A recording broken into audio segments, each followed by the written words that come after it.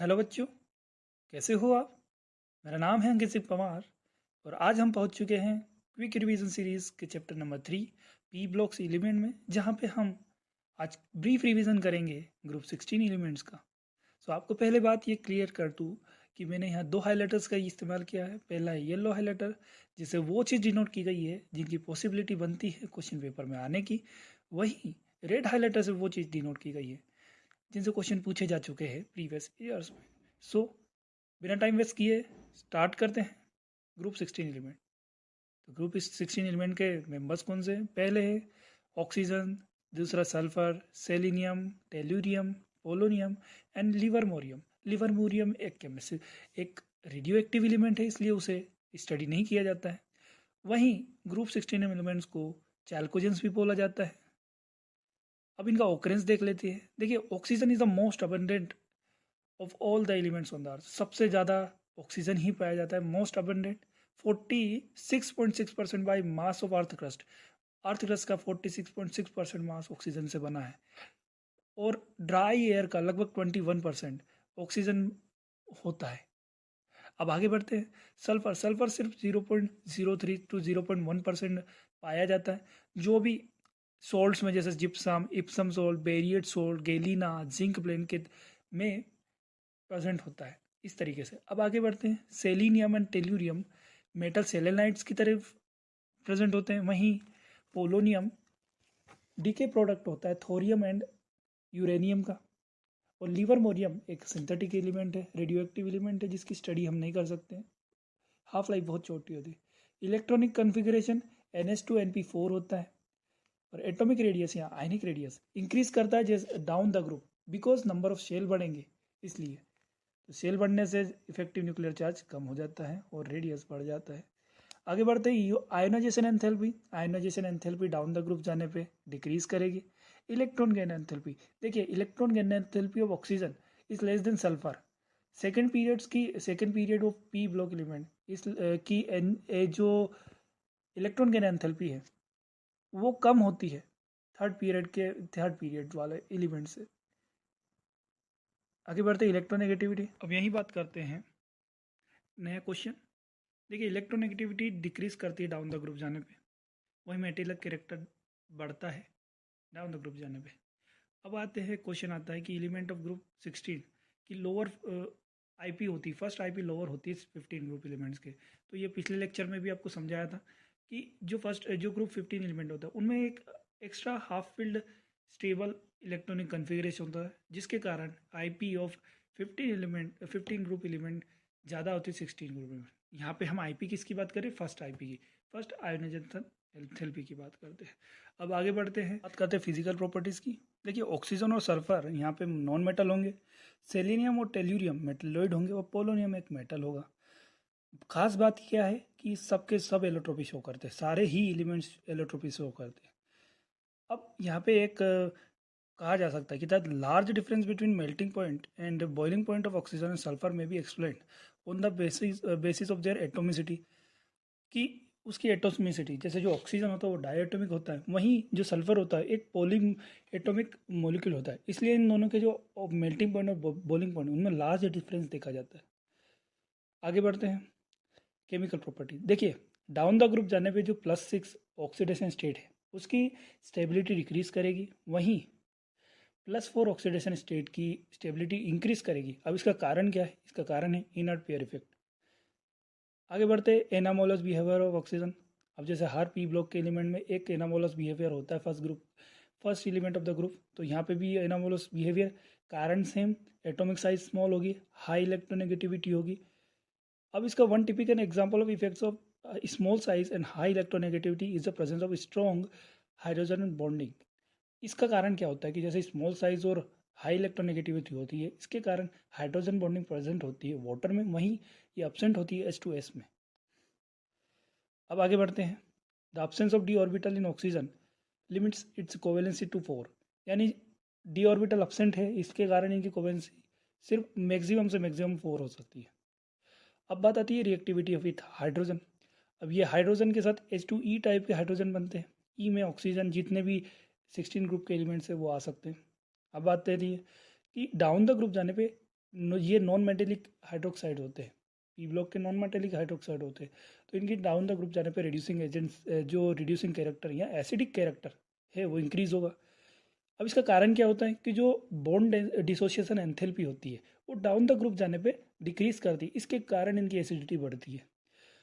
अब जैसे enthalpy decrease हुई तो इनकी थर्मल स्टेबिलिटी भी डिक्रीज हो जाएगी। सो डाउन द ग्रुप जाने पे thermal stability of hydrides decrease करती है। ये चार्ट से आप देख ही सकते हैं। अब आगे बढ़ते हैं, रिएक्टिविटी विथ ऑक्सीजन। देखिए ऑक्सीजन में ये EO2 और EO3 टाइप के ऑक्सीजन या ऑक्साइड्स बनाते हैं, जिसमें सल्फर डाइऑक्साइड होता है जो गैसियस होता है, वही सेलेनियम डाइऑक्साइड एक सॉलिड है। अब जो रेड्यूसिंग प्रॉपर्टी है डाइऑक्साइड की वो डिक्रीज करती है डाउन द ग्रुप जाने पे। जैसे एसिडी जो SO2 है वो रिड्यूसिंग होता है, वही जो टेल्यूरियम ऑक्साइड है वो एक ऑक्सीडाइजिंग एजेंट है। सो डाउन द ग्रुप जाने पे रिड्यूसिंग नेचर डिक्रीज करता है हाइड्रोक्साइड्स का, जो ऑक्साइड्स का। आगे बढ़ते हैं हेलोजन्स के साथ। तो हेलोजन के पास ये 3 टाइप के हेलोजन्स बनाते हैं, EX2 टाइप, EX4 टाइप और EX6 टाइप। सो जो स्टेबिलिटी ऑफ हेलाइड है वो डिक्रीज करती है डाउन द ग्रुप जाने पे। यहाँ पे जैसे F negative, Cl negative, Br negative, ये कॉन्जुगेट बेसेस होती है जिनकी स्टेबिलिटी पे डिपेंड करता है कि उनका हेलाइड कितना स्टेबल होगा। जितना ज़्यादा स्टेबल कॉन्जुगेट बेस होगा उतना ज़्यादा स्टेबल होगा उनका हेलाइड। आगे बढ़ते हैं।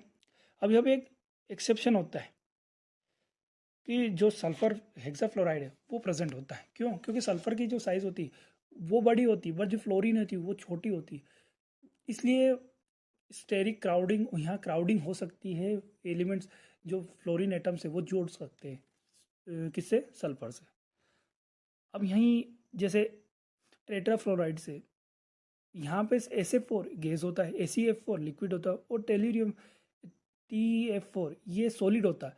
बाकायदा इसके इन तीनों की हाइब्रिडाइजेशन sp3d होती है और इन तीनों की ही जियोमेट्री सीसो शेप होती है। क्यों? क्योंकि इनके जो इक्विटोरियल पोजीशन होती है वहाँ पे एक लोन पेयर प्रेजेंट होता है, जिसके कारण इनका सीसो शेप हो जाता है। आगे बढ़ते हैं।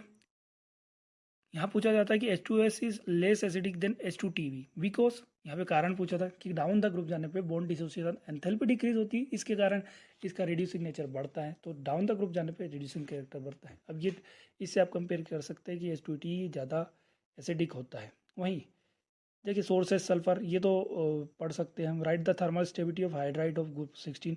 तो डाउन द ग्रुप जाने पे स्टेबिलिटी ऑफ हाइड्राइड डिक्रीज करेगी। वही why H2O is liquid and H2S gas because of presence of hydrogen bonding. अब आती है डाइऑक्सीजन जिसको O2 बोला जाता है।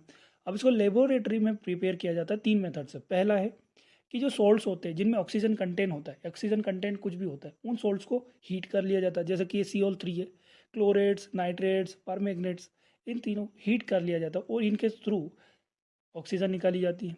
वहीं दूसरा होता है कि thermal decomposition of oxide of metals of low which are present low in electrochemical series, जैसे AgO, Ag2O, HgO, ये हाइड्रोजन से नीचे होते हैं, इनके कारण इनकी जो थर्मल स्टेबिलिटी होती है वो भी कम होती है।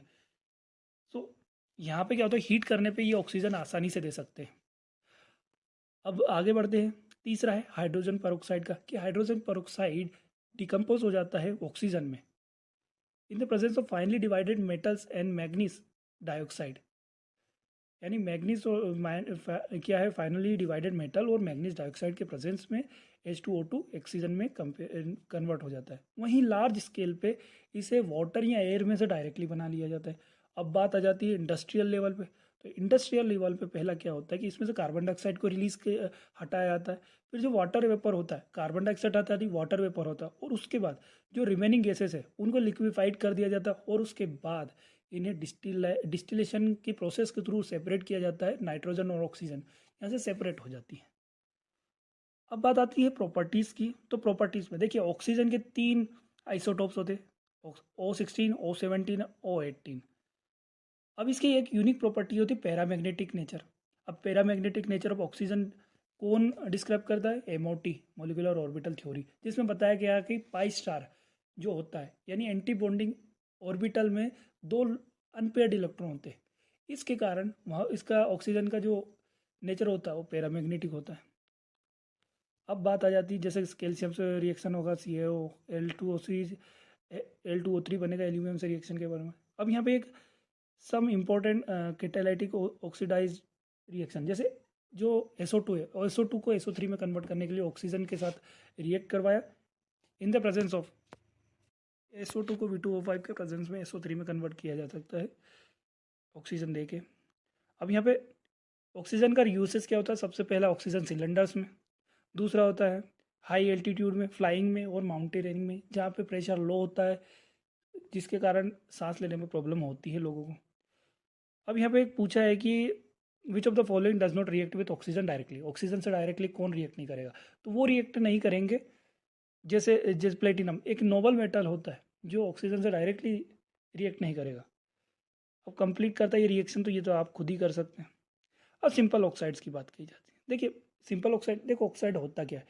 Oxide is a binary compound of oxygen with another element, किसी एक अदर एलिमेंट जो मेटल भी हो सकता है, नॉन मेटल भी हो सकता है, उसके साथ ऑक्सीजन का कंपाउंड, बाइनरी कंपाउंड, उसको कहा जाता है सिंपल ऑक्साइड। अब ऑक्साइड कैन भी सिंपल, जैसे MgO L2O3, मिक्स्ड भी होती है Pb3O4, Fe3O4। अब इन जनरल रूल, यहाँ से जनरल क्या होते हैं कि only non metal oxides are acidic. Generally तो हम यही जानते हैं कि नॉन मेटल ऑक्साइड्स एसिडिक होते हैं, बट कुछ मेटल्स होते हैं, but oxides of some metal in high oxidation state also have acidic character, जैसे कि Mn2O7, CrO3, P2O5, इनके हाई ऑक्सीडेशन स्टेट होता है जहाँ पे इनका नेचर एसिडिक हो जाता है। The oxides which give a base with water are known as basic oxide, obviously Na2O, Ca2, CaO, BaO। अब यहाँ फॉर एग्जांपल कैल्शियम कंबाइन करता है वाटर के साथ तो कैल्शियम हाइड्रोक्साइड बन जाए। अब जो कैल्शियम हाइड्रोक्साइड है उसका जो नेचर होता है वो बेसिक होता है। अब इन जनरल मेटालिक ऑक्साइड्स को हम बेसिक बोलते हैं।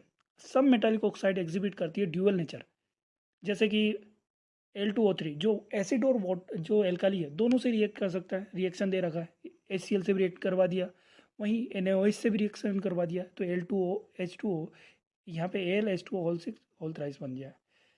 अब यहीं पे कुछ ऑक्साइड्स होते हैं जो ना कि नाइदर एसिडिक होते हैं नाइदर बेसिक होते हैं, जैसे न्यूट्रल ऑक्साइड, जैसे CO, NO, N2O, ये न्यूट्रल होते हैं, ये ना तो एसिड से रिएक्ट करेंगे ना बेस से। अगला टॉपिक आता है ozone. Ozone is a allotropic form of oxygen, oxygen का ही एलोट्रोप होता है ozone. It is too reactive to remain for long in the atmosphere at sea level, sea level पे इतना ज़्यादा रिएक्टिव होता है कि यहाँ पे प्रेजेंट ही नहीं होता है, ये लगभग 20 किलोमीटर ऊपर प्रेजेंट होता है। वहीं प्रिपरेशन की बात कर ले, when a slow dry stream of oxygen is pass through a silent electric discharge, यानी साइलेंट इलेक्ट्रिकल डिस्चार्ज में एक ड्राई स्ट्रीम ऑफ ऑक्सीजन को पास किया जाता है, तब जाके ओजोन बनता है। Since the formation of ozone is from oxygen is endothermic, it is necessary कि वहाँ पे साइलेंट इलेक्ट्रिकल डिस्चार्ज हो as a energy source. So आगे बढ़ते हैं प्रॉपर्टीज। देखिए ozone is thermodynamically unstable with respect to oxygen, यानी ऑक्सीजन से अनस्टेबल ही होगा, क्योंकि देखिए एंडोथर्मिक हो गया, कहीं ना कहीं एंडोथर्मल लग गया, एनर्जी देनी पड़ रही किसी के फॉर्मेशन में, तो वहाँ पे अनस्टेबिलिटी आती है। इसके रिजल्ट के कारण जो हीट होती है लिबरेट होती है जब ओजोन ऑक्सीजन में कन्वर्ट होता है। जब ओजोन ऑक्सीजन में कन्वर्ट होगा तो हीट रिलीज होगी, क्योंकि ऑक्सीजन से ओजोन बनने के टाइम पे हीट दी गई थी, अब रिवर्स में तो हीट रिलीज होगी, जो अपन कहते हैं एंट्रोपी, वो बढ़ जाएगी, और जो गिब्स फ्री एनर्जी है उसका साइन इन दोनों के कारण नेगेटिव हो जाता है।